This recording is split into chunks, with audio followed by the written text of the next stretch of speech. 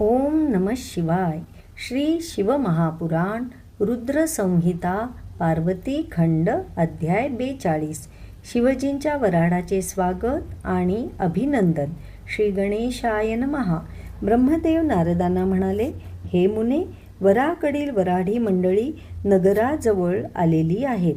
हे ऐकून हिमालय अतिशय प्रसन्न झाला. त्याने स्वागताचे साहित्य देऊन ब्राह्मणांना आणि पर्वतांना पुढे पाठविले. त्याच्या मागून तो स्वतःही शिवजींच्या स्वागतासाठी पुढे निघाला. त्यावेळी त्याला स्वतःच्या भाग्याचाच हेवा वाटत होता.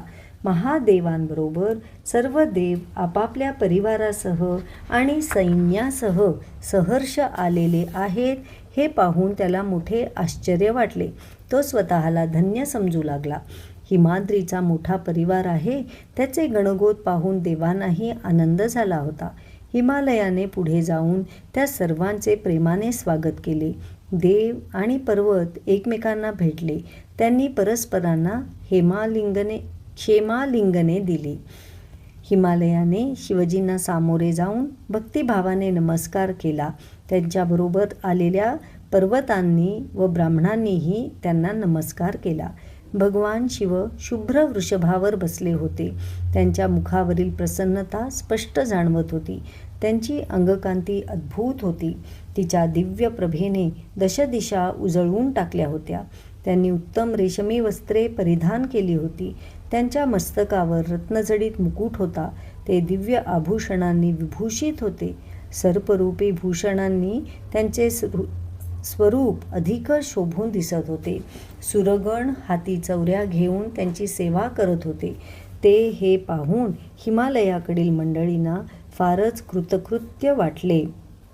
पार्वतीचा वर इतका वैभव संपन्न आहे आणि सर्वांना पूजनीय आहे हे ते तिच्या भाग्याची प्रशंसा करू लागले.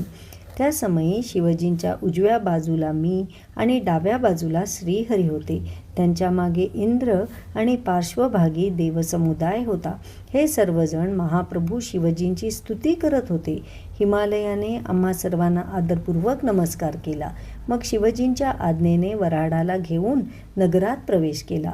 मार्गाने जात असताना सर्व देवता आणि मुनी त्या नगराचे कौतुक करत होते. हिमालयाने त्यांना एका मनोहर शिखरावर नेले. तेथे वराडातील मंडळींच्या निवासाची उत्तम व्यवस्था करण्यात आली होती. मग तो विवाहवेदीपाशी गेला. तेथील व्यवस्थेची पाहणी केली. तेथे स्नानदानादी कर्मे करून तो आपल्या घरी गेला. शिवजी आणि त्यांच्या समवेत आलेल्या देवश्रेष्ठींची आपल्या परिवाराशी ओळख करून द्यावी असे त्यांच्या मनात आले. म्हणून त्याने आपल्या आप्तबांधवांना बोलावून घेतले. मग शिवजींना, देवांना व ऋषीजनांना आणण्यासाठी आपल्या पुत्रांना पाठवले. त्यांनी शिवजींची आणि अन्य देवांची भेट घेतली. त्यांची नीट विचारपूस केली. ती सर्व मंडळी प्रसन्न आहेत असे पाहून त्यांना समाधान वाटले.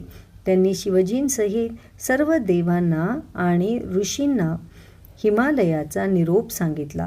त्यांच्या विनंतीला मान देऊन ते सर्वजण हिमाद्रीच्या घरी जाण्यास निघाले. त्या समयी मेना राणीने तुला भेटण्यासाठी बोलाविले. तिचा अभिप्राय जाणून घेण्यासाठी शिवजींच्या आज्ञेने तू तिच्या महालात प्रवेश केलास. अध्याय 42 समाप्त. ओम नमः शिवाय.